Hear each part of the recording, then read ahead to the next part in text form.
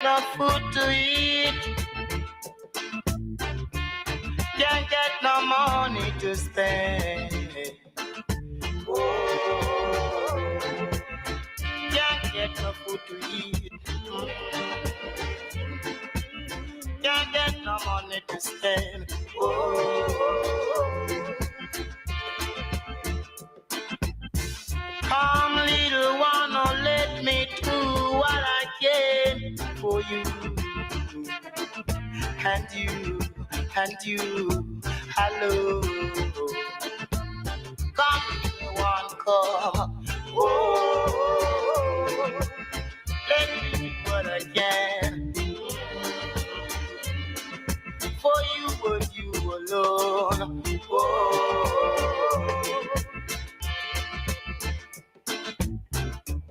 you know the right hand to it now shall be spanked with many stripes. Weeping and wailing and mourning, you got yourself to right. I tell you, to right, to right, to right, to right, to right, to right, to right, to right, to right, to right, to right. I beg you, oh, tell you to do right, beg you to do right. Oh,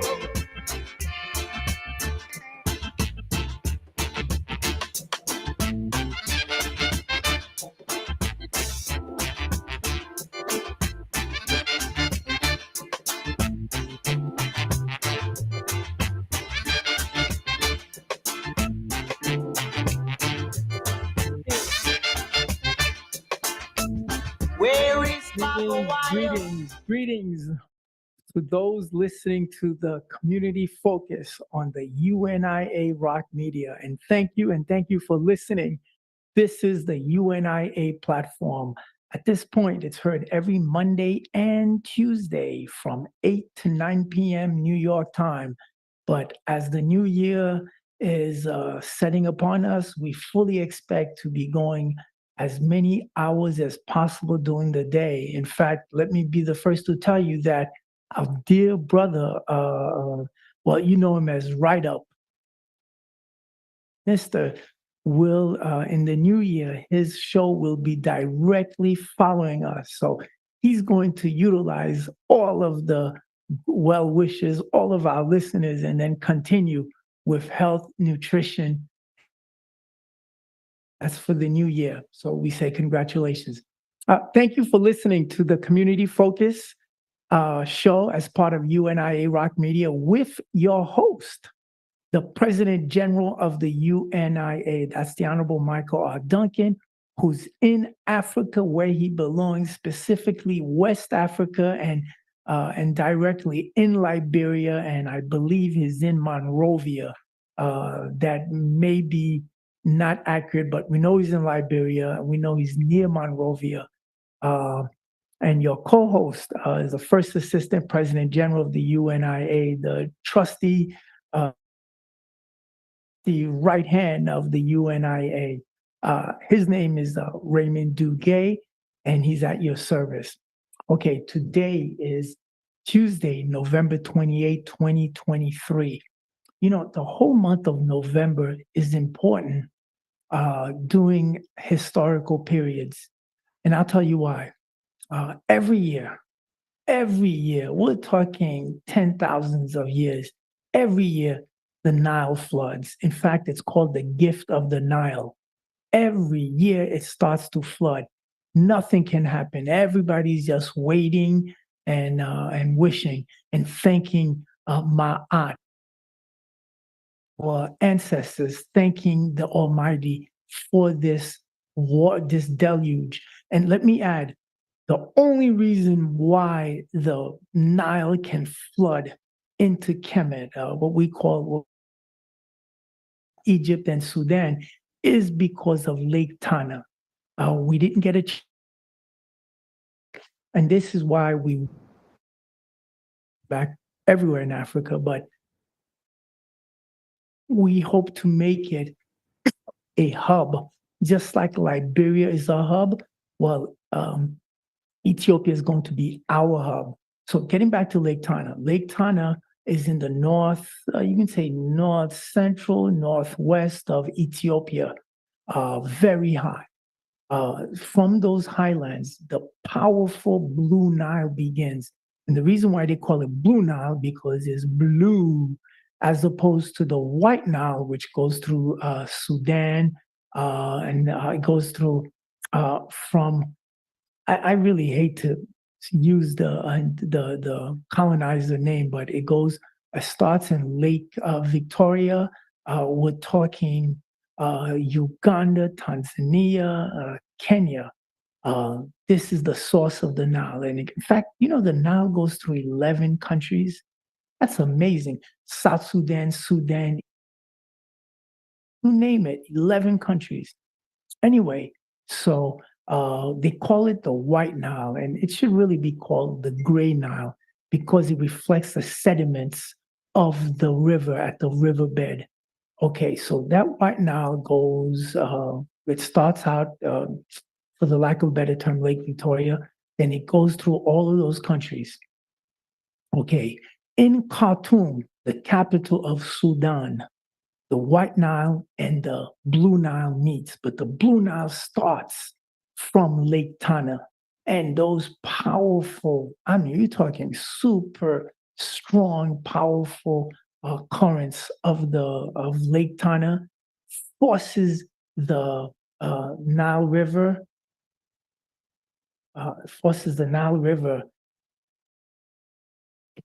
it leaves Lake Tana, makes like a clockwise turn, goes through the highlands of Ethiopia, then it goes into Sudan. In Khartoum, at the capital Sudan, the White Nile and the Blue Nile meets because of the gravity of the power from Lake Tana. The Nile floods Kemet every year. So what happens? All of major construction is in November. Because it starts flooding in June. You're talking 3 months, nothing is going on. So by November, all construction starts. So if you look at the UNIA calendar, you'll see a lot of pharaohs. You'll see the pyramids of Giza in November. So today's November 28, 1960, Mauritania. Brothers and sisters, we really do need to know our geography. Mauritania was part of the Mali Empire. It was, African. Now what you have is not too African. You've got a lot of these, how best to put it, Arab-looking, darker Arabs. That's what you have in Mauritania. But Mauritania was Black, just like all of Africa. Anyway, so 1960, Mauritania, which is a Muslim state, became independent. If you look at our calendar, November 27th, which was yesterday, we honor Shabaka. Shabaka, let me tell you, of the 5, if you're gonna, you really shouldn't do this because everyone comes at a different period and provides different aspects.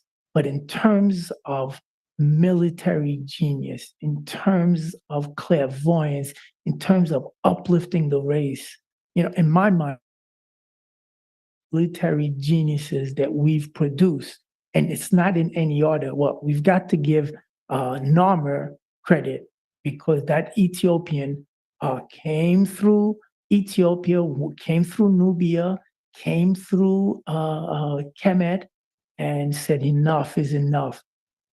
Established the hierarchy of what they call the lineage system.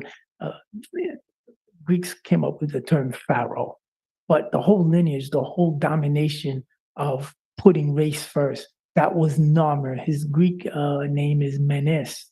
So we've got to give him credit. You've got to give Ramesses credit. Pharaoh, for the lack of a better term, but he ruled Kemet for over 60 years, in fact, 65 years. He was in his 90s. In fact, he was 97 when he became an ancestor. He was an architect. He had studied, so he was a top guy. And he defeated, of course, he defeated the Hittites. He defeated the Assyrians, everything. So we give credit and all praise and honor to Ramesses. Continuing, you've got to put Dessalines. I mean, Dessalines is legitimate. And then rounding out, you've got to give credit to Shabaka. And yesterday, November 27th, is the day we honor Shabaka. Shabaka starts the 25th dynasty. Why is that important? All the the 8, 9, 10, you had to say this, you had our leaders who were not as strong, who were not as committed to race first. And that's what determines the strength. So 8, 9, 10 dynasty, it's everybody declining. By the 12th dynasty, there's a lot of Asian. When we say Asian, we're talking Western Asian, which you would normally call Arabs. A lot of Asians. By the 13th dynasty, the evil Hittites come in and invade and occupy Kemet. And then that starts the real decimation.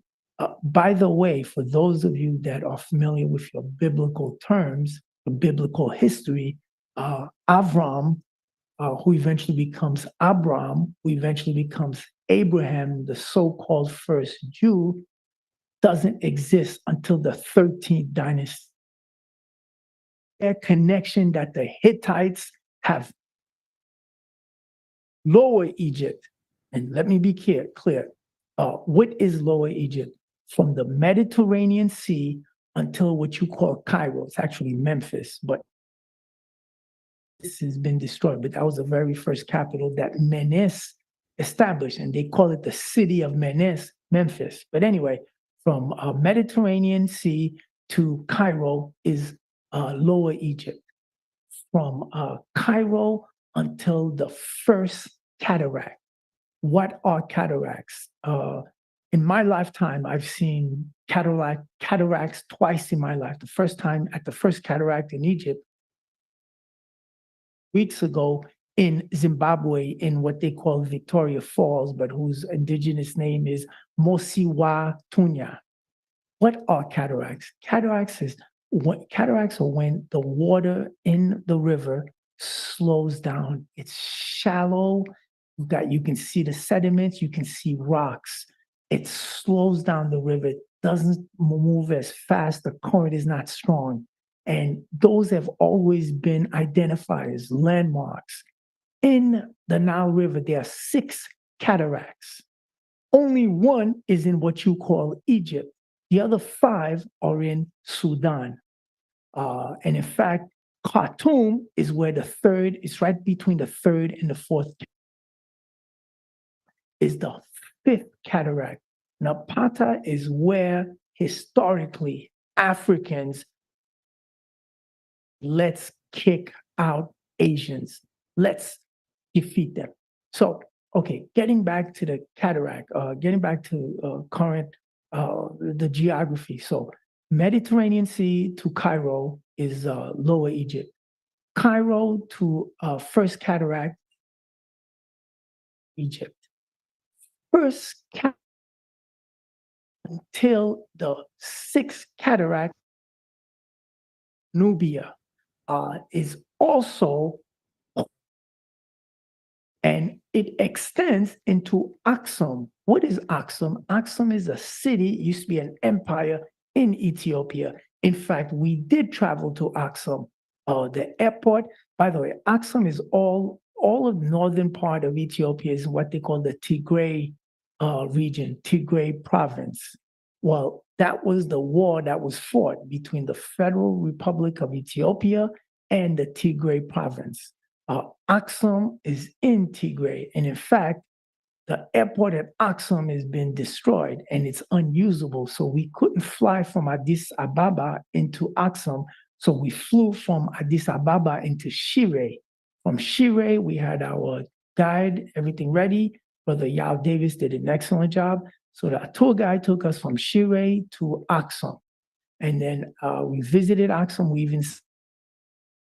Then the next day we drove further east to go to Ottawa, and we could see the valley where Menelik II defeated convincingly the Ethiopians.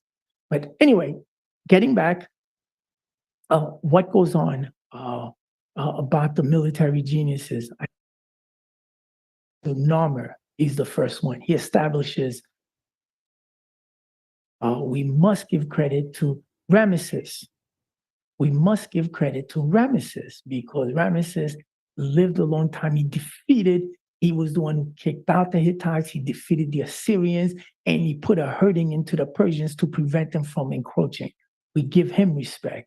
And then we have to talk about Dessalines. I mean, the Emperor Dessalines, the race avenger, legitimate race first, and his military genius. Nobody can stand up to that. So that's three. Who the other two? The other two is Pianki and then Shabaka. But Shabaka, we give much respect to. What does Shabaka do? Shabaka initiates the 25th dynasty. So, finally, by the 17th dynasty, we're back. We're coming back. Taharqa is coming. Kamos is coming. And then 18th dynasty, you've got Queen Hatshepsut, the first female pharaoh. Puts us back on. We're back. Now we're spreading our wings. That's 18th dynasty. And then Ramesses starts the 19th dynasty. In fact, it's called the Ramessene dynasty. Kicking, brothers and sisters, we're on top of the world. We're back where we belong. Everybody worships Kemet. Everybody. Anyway, 20th dynasty, these evildoers, they never stop. Evil never stops. At our development, brothers and sisters, we have to build and develop, organize, not just to racially uplift and redeem ourselves, redeem our land, our continent, but there's another reason why we have to do that, to prevent the interlopers, the genocides from coming back to invade, occupy, enslave, colonize, imperialize us. So it's really a double reason why we do what we do, not only to uplift and beautify and redeem our land, but to prevent these guys from coming back. And so they never stopped. They never, ever stopped. So by the 22nd dynasty, it's looking bad. 23rd, brothers and sisters, it's hopeless. Hopeless. Actually, it's analogous to our condition now. It was hopeless. I mean, we don't control anything. Everywhere we're at the bottom. And then out of the ashes, Africans rebound. You've got Shabaka, what Shabaka did, and he said, and of course, these are always Nubians, Ethiopians, Black folks, dark skin, black hair, big lips, broad lips, Africans, real, legitimate, melanated geniuses. Okay, Shabaka and Pianki are going to put a herding onto Asia. They go in, from Ethiopia, we're talking as far as Aksum, they organize, they move up north, a little bit west. They go into Nubia and said, okay, brothers, let's do it. This is for the race. Go through Nubia, go through Upper Egypt. Now they're going to descend into Lower Egypt and kick Asian rear end. Oh man, this is, brothers and sisters, yeah, what Menelik did is absolutely commendable. What Dessalines did is, it's beyond commendable. It's beyond miraculous. It's worthy of praise forever. Shabaka, in fact, if you see Dessalines, it's Shabaka reincarnated. That's the best way to describe Dessalines. Anyway, so Shabaka organizes. They form it. And now he says, we're going to teach Asia and Asians a lesson once and for all. We're going into Asia. Get this, from Kemet, they go through Sinai, current Sinai. They go in through Palestine, take Lebanon, Syria. They go into Turkey. What they've done is to create a barrier so they can never, ever come back. And I don't know what's going on here. Okay, I'm sorry, something happened with my phone. They go into Palestine, keep going, they go through Jordan. I mean, if you look at a map, they're going into Iraq. They go as far as Iran. What Shabaka does, he creates a buffer. Like even before you even get to Kemet, you got to go through Western Asia. All of that is under the control of Africans. But there's something else he does, on the way there. And he's leading the charge. He tells his African soldiers, do look at an Asian woman, kill everything Asia. So the soldiers say, what about the goats? He says, kill the goats. He says, what about the cattle? He says, kill the cattle. He says, nothing. He says, I want to explain to Asia forever, never even think of coming back to Kemet. For 700 years, Africa continues to rule. All of this, we give much respect to Shabaka and then Pianki. So in terms of military genius, in terms of race first, it's brothers and sisters, they can do what they do to us because they can. They have the power. And we don't have the power to protect and defend us. So we do need power. How do you get power? You have got to organize. You must have a philosophy, and I've got one for you. It's called Race First. The motto of the UNIA is one God, and that must be a Black God. One aim, that must be the redemption of Africa for the Africans, those at home and those abroad. And there must be one destiny, and our destiny is simple: the Federal United States of Africa. That's it. Garvey, where am I getting all this from? Mr. Garvey, the Honorable Marcus Mosiah Garvey. He lays it out. The Black print is so clearly established. So when he says one God, one name, one destiny, he spells out what is it. And then your overriding philosophy must be race first, because everybody else does that. Everybody else does that. Anyway, I know I started in November. Why November is important in terms of construction. Every construction always started end of September, beginning of November. So if you look at our UNIA calendar, by the way, the 2020 under construction, it's under organization, and it will be out in December. Okay, you'll see Tahaka is in the month of November. You see Shabaka. I mean, there's not enough that we can ever say about Shabaka. Shabaka is, you can, any one of the five are great. But what Shabaka does, and actually Nama must be given the most credit because he is the first. He comes up with it. And here's the question a lot of us don't realize. If Nama had to go from the south and establish Kemet, the dynastic Egypt, and what he did, it was a war of unification. He had to unify us so we could kick out the eight. That leads to a bigger question. Were there Asians there? Yes, unfortunately. Because where Kemet is located at the crossroads, it's, the Mediterranean Sea is right there. You've got Western Asia right there.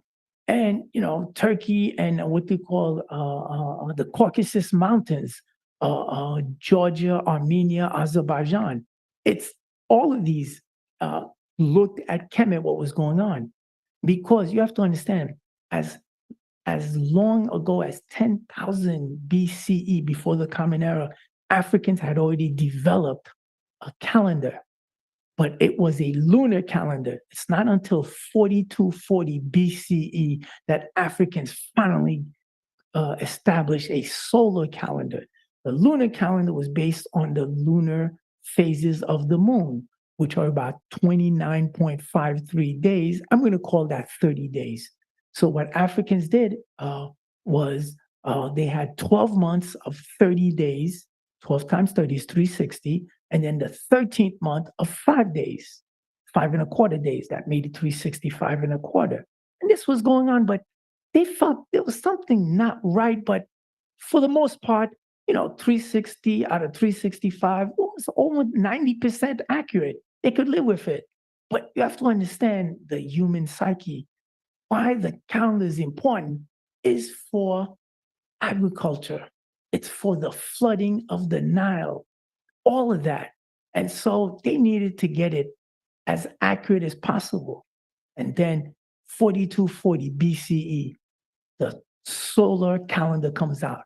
12 months, 365 1/4 days. Excellent. So everybody knew Kemet was the place. It was always there. They had invented papyrus. Well, no, papyrus is a plant. From papyrus, they made what we call now paper. And they were writing. Everybody knew what was going on. They were getting there. Everybody wanted to go there. And then, so because of Lower Egypt, and that's why they call it Lower Egypt, it's flat. Just walk in, as opposed to Upper Egypt, which is higher up. And especially when we were in Ethiopia, there was one day we were walking to Unity Park, and a lot of us were having a hard time breathing. And so I made the comment, wow, a lot of people out of shape. It wasn't that we were out of shape. We were over 5,000 feet above sea level. So your body needs to get adjusted to that. Anyway, so where Lower Egypt is located, which is Northern Egypt, it's flat, easy, walk in. And so everybody was there. So when Nama finally decides we've got to kick and get these out, that's how we do it. So that's why November is so important in terms of the building, the construction, the financing, because the Nile would flood, lasting almost 4 months. So after it flooded, Africans, brothers and sisters, what you would get is nothing but absolutely fertile land. This is why back everybody, all the construction, everybody, it was a town. All of this was happening at that time. So that's November. Okay, what else do I need to share? One of our longtime UNIA members, Professor, well, I call him Professor, Baba Oduno Tariq, became an ancestor on November 22nd. He was an African I got to know since 2014. We did our first souvenir journal for the 100th anniversary of the establishment of the UNIA. It got around, and my name and number was there. So he called me one day. He was living in Washington, D.C.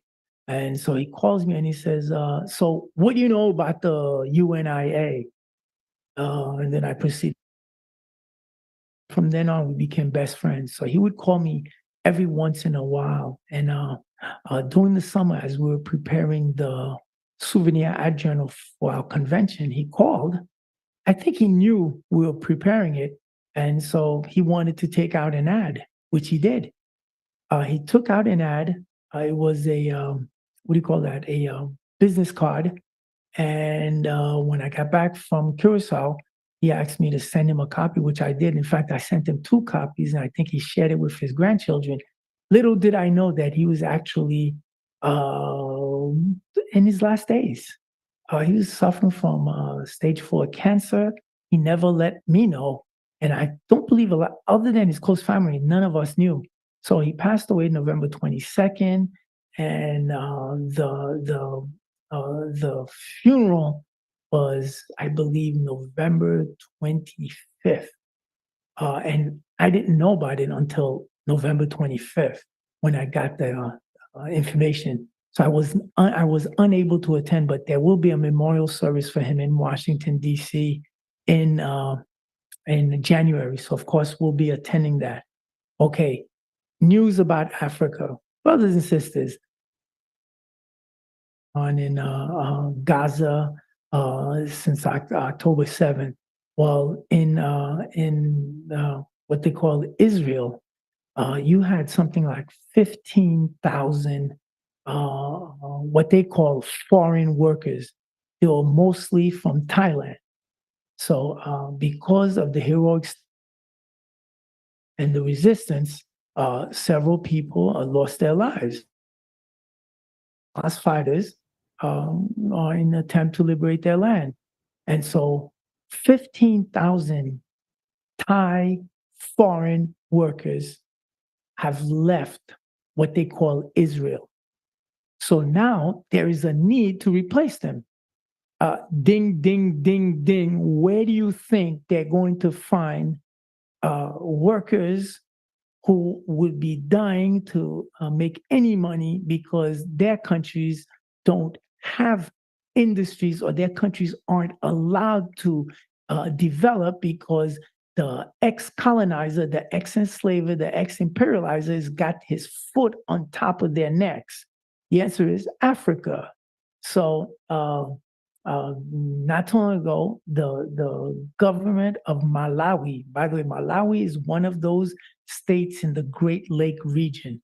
We're talking Malawi, we're talking Rwanda, we're talking Burundi, we're talking Uganda, we're talking Tanzania, we're talking Kenya, but especially Burundi, Rwanda, Malawi. Those form the Great Lakes, all those lakes in and around the Nile River. So Malawi has entered into a relationship, some contract with Israel. Our people from Malawi to replace the 15,000 Thailand foreign workers in Israel. You know, all the time, your president general is talking about what's the minimum wage in these countries. And so usually around 150. Botswana's got about 300 US dollars per month. South Africa is about 150. And Kenya, Ethiopia is about that. Actually, Kenya is even less. Ethiopia, even a little bit less than 150. You know, brothers and sisters, it's not possible to exist on 150 US currency reserve dollars per month because the world is expensive. Cost of living, I mean, but everything else is. And so now, by making sure our countries can never develop, we're talking, white folks, European Union, Asia, by making sure we can never develop, so they can always utilize us for cheap labor. That's what this is. This is a grand scheme for them to continue domination, either militarily, either economically, either technologically, definition, or controlling the domain of discourse, controlling information. And of course, everything is wrapped up together to degrade all things. Africa is substandard. So this is, from that point, make sure that they corrupt us, make sure that there is corruption. Because if you're involved in corruption, you can never develop. And if you can't develop, your people or can't do anything, can't go anywhere, and you're completely dependent upon the same people who put us in an excellent system. Sometimes I say to myself, my God, this is what we're here faced with. Okay, so that's what's going on in Malawi. Malawi is going to replace. Okay, continuing. We want to talk about July 20th. July 20th is a Saturday. The President General and many of our New York Division UNIA workers will travel to Jamaica to inaugurate the very first establishment that'll be in downtown King. Obviously, I'll start by the at the gravesite of the Honorable Marcus Mosiah Garvey. And so the President General will be organizing that. He is planning to carry with him 100 of us into Jamaica to descend. Okay, so that's what's happening Saturday, July 20th in Jamaica. However, Saturday, July 20th in Southeast Queens, we will be holding our own establishment of the UNIA parade. So we assemble at 9 and we start promptly at 10 a.m. We will start in front of Jamaica Breeze Linden, 19403 Linden Boulevard. We will head west on Linden Boulevard to Farmers Boulevard. That's maybe not even half a mile. And then from Farmers Boulevard, we head south on Farmers until we reach Merrick Boulevard. Merrick Boulevard, we turn east. Our first stop will be at Belknap and Merrick, where the entrance of the Faka Rock is. We'll have a dais, we'll have speakers, and then we will continue. And then our final destination is the Jamaica Breeze Merrick location. That's 23202 Merrick Boulevard. Brothers and sisters, there will be a marching band. There will be a float. There will be marches. There will be UNIA. So please mark your calendar. For those of you not traveling to Jamaica, for those of you not assisting our President General, Saturday, July 20th, we are going to make history in Southeast Queens. Be ready, be able, and be willing. So that's Saturday, July 20th. Continuing, well, since we're in the summer, the holiest day of obligation for the UNIA is August 17th, the birth of the prophet. August 17th of 2020. We're going to start our Marcus Garvey Festival at the base of the Harlem State Office building. That's at 125th Street and Adam Clayton Powell Boulevard. We will have festival. What is the festival? There'll be vendors, obviously. There'll be information. There'll be books to sell. There'll be entertainers. There'll be a fashion show. Everybody who is somebody, you need to be out there. And this is going to be part of the 66th convention of the UNIA. That's from August 15 to August 20th. It'll be held in New York. Will be held obviously at the CMOTAP, our home away from home. So the convention, and it ends August 20th. But in between that, August 17th, since the UNIA will be here to New York, we're going to put on a parade. And what's our goal? Simple. Mr. Garvey had 150,000. Our goal is 10% of that, 15,000. But we're headed that way. Well, my goal is really 20,000. But since Mr. Garvey had 150,000, let's start with 10% of that, 15,000. And to do that, we've got to organize, we've got to plan, we've got to initiate, we've got to get involved with all other organizations. So we've already started. We've already started sending the information. Save the date. Save the date. Saturday, August 17th, 2024.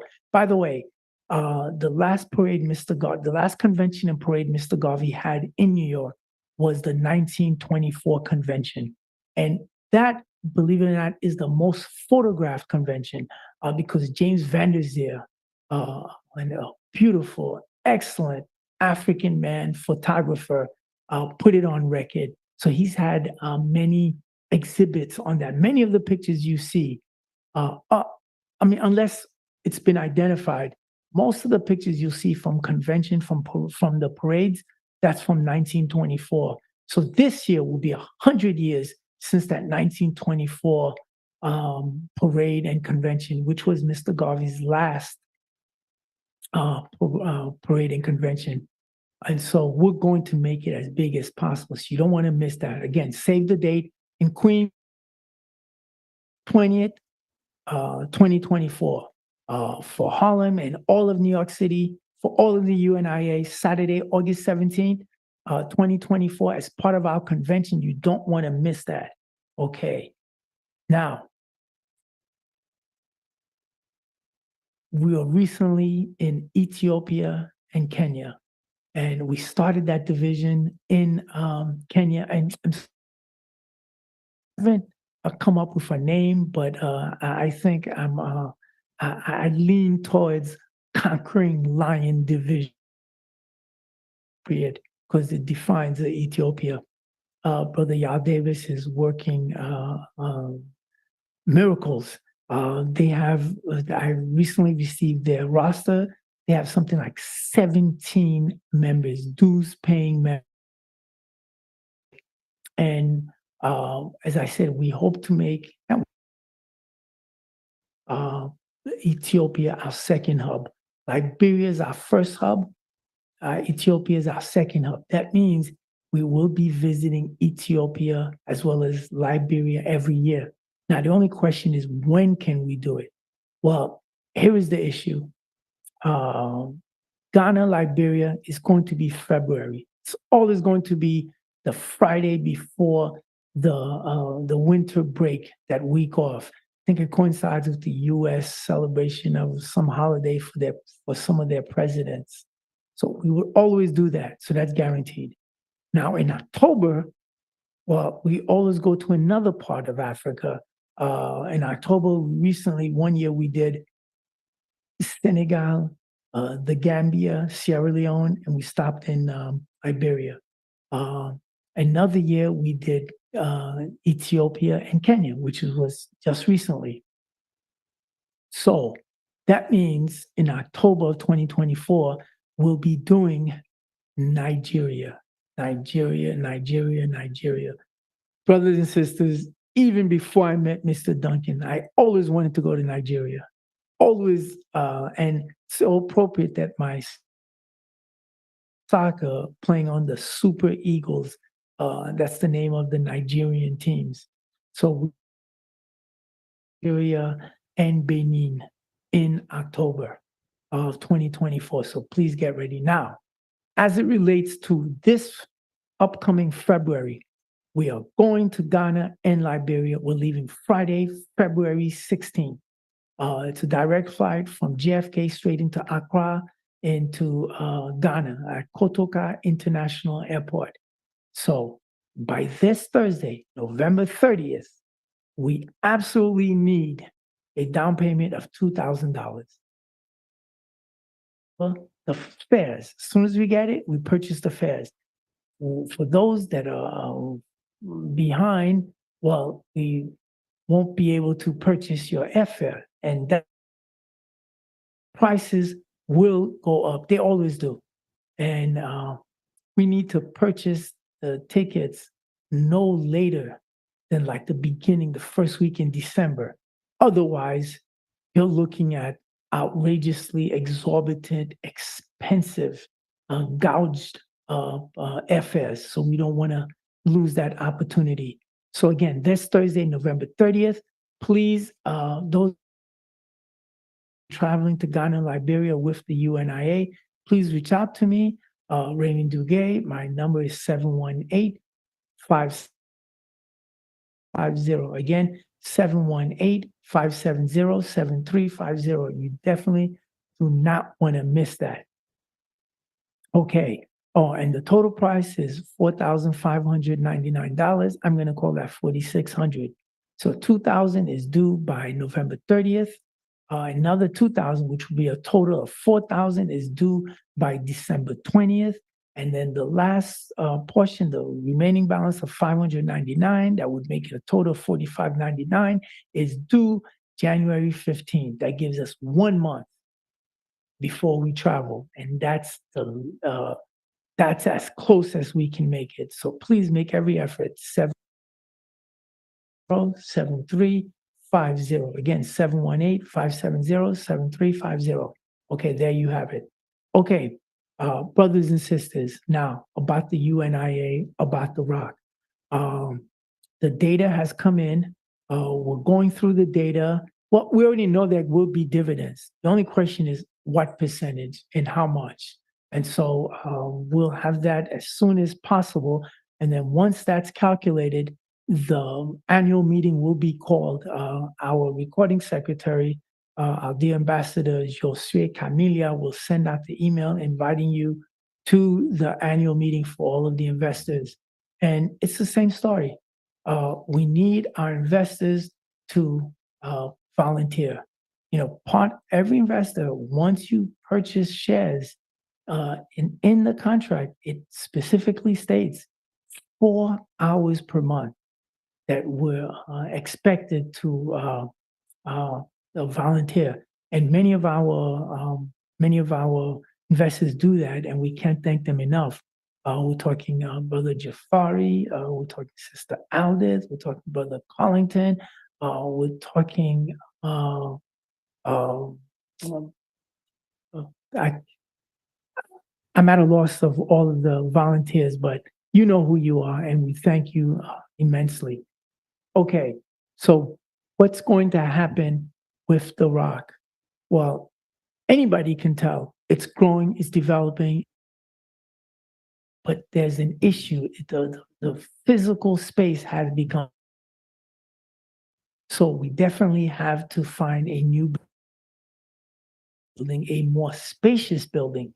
Right now, we have 15,000 square feet of the warehouse, and you can throw in about, I'd say about 4,000 parking space, but not all of it is ours. So it's less than 3,000 square feet. I would say probably call it 1,000 what is available to us. And that's certainly not enough. I personally rarely ever park in the parking lot. I always park on Merrick. So I'm just there to support. So, and shop, obviously. So I'm not there to, anybody that can have a parking space, I prefer them because I think we have to sacrifice for the benefit of of our brothers and sisters. Okay. So we're in the process. We've been searching for a building. And brothers and sisters, I have to tell you, I haven't seen anything that would fit our needs less than $7 million. Even what they're asking $5 million for will not serve our needs. So what does that mean? Well, that means that we did money in 2023 after the dividends were issued last December.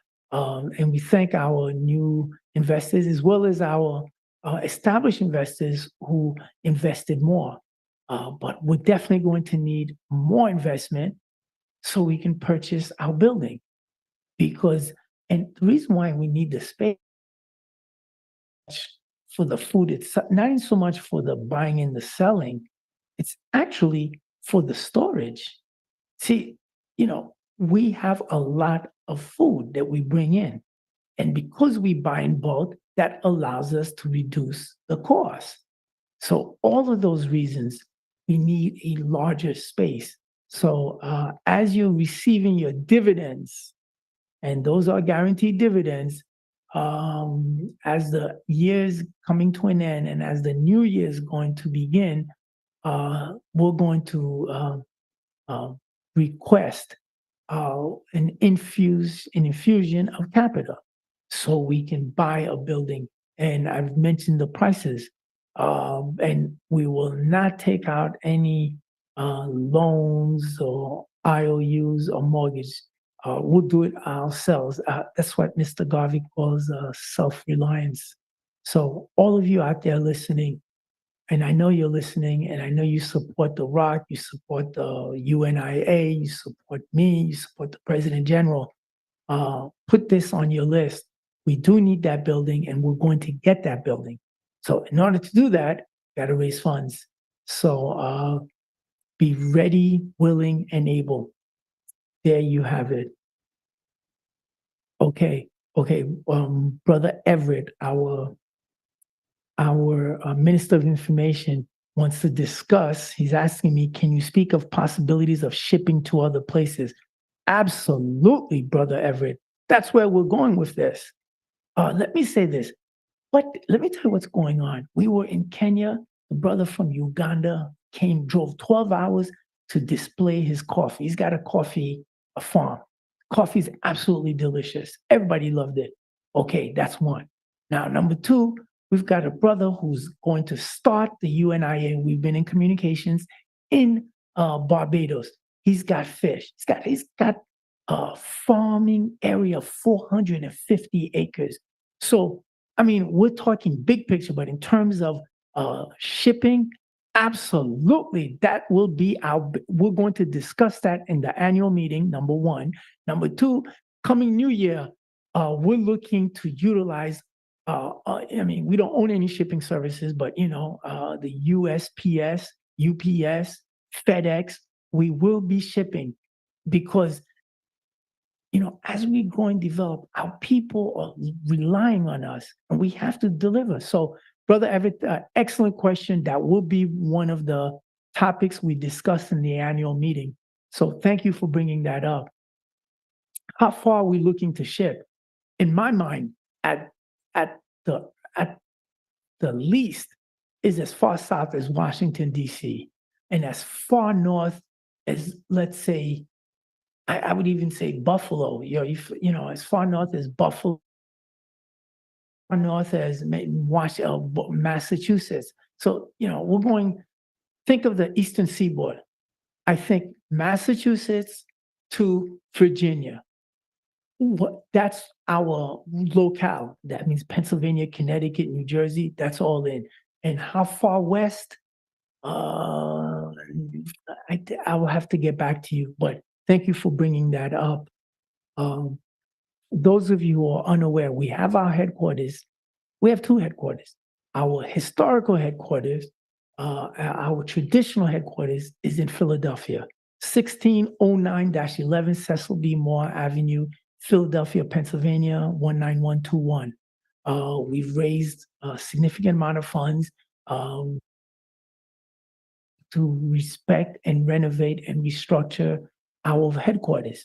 Okay, well, this Friday and Saturday, the UNIA will be at the international headquarters. We have a contractor.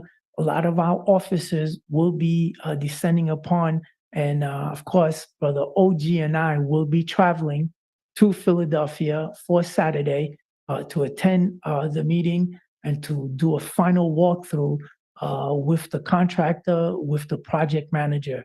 Our officials from Chicago are flying in, our officials from Baltimore, our officials from Washington, D.C., as well as the officials from Philadelphia. So we'll be there, Brother OG and I, on Saturday, but as early as Friday, 2 p.m., officials will be descending upon the headquarters. Well, the other one is the Faka Rock. That is our New York headquarters. And that's where we house our papers. We've got the books there, but we also have the constitutions for all UNI members. All dues-paying members are entitled to one copy of the Constitution. The Sister Brenda Marcon and the Constitution Committee did a yeoman's job. Excellent. We give our respect to them for updated it, restructured it, and it even has glossary, it has an appendix. Now it's so easy to use. Like if you need the oath, look up oath, there's the page. If you need African Legion oath, it's there, everything. So everyone all dues-paying members are entitled to one copy. If you need additional copies, you have to purchase them, and we sell them, the additional copies, but we also have them at the Rock Aubrey Room, and that's where we have the studios. You definitely do not want to miss that studios and pick up your Constitution for those dues-paying UNIA members. Yesterday on the show, Brother Winston Clark, who's known Mr. Duncan forever, was on the show, and it seems that President General corralled him into agreeing to do a 1-hour segment starting the new year. Don't forget that England, London at this point is 5 hours ahead of our time. So I guess his show is going to be during the day. But start up and you will be on. Okay, I guess it's that time of the evening. My God, I don't know where the time spent. We started talking about the month of November, how it relates to construction and building projects in Kemet. We talked about the five, in my mind, the five greatest military geniuses we've ever produced. And then we spoke about the geography of Kemet and all of that, and Lake Tana, and why we will be returning back to Ethiopia, because we didn't get a chance to visit Lalibela. We didn't get a chance to visit Gondar. We didn't get a chance to ride a boat on Lake. I was at the Mosi Watunya colonizer called. I have never seen anything as spectacular, as lovely, as inspiring, as seductive as that. My God, you have to see it. I mean, and by the way, that's in Zimbabwe. And you can also enter it through Zambia. You know, all those four countries are right next to each other. And just to think about it, Zimbabwe, Zambia, Botswana, and Namibia. Namibia was German, but then became British.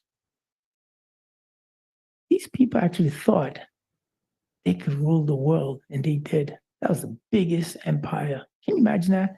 From Cape to Cairo. When they say Cape, they're talking about the Cape of Good Hope, Cape Town. And I've been there. All of that until Cairo. That's a huge chunk of real estate. All of that was under the British Empire. And one more thing before I go. Colonization. Anytime you're talking colonies, anytime you're talking about colonizers, that means death, that means genocide. You have to kill people in order to create a colony. Just think of all the Africans that were butchered. I mean, you're talking, and just think about the Congo, what is now called the Democratic Republic of Congo, what Leopold and his murderers, I mean, easily 20 million Africans in like a 40, not even a 40, like a 30-year period. That's savage.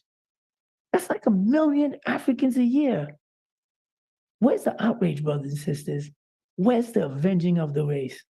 Okay, I'm going to leave it right there. My name is Raymond Duguay.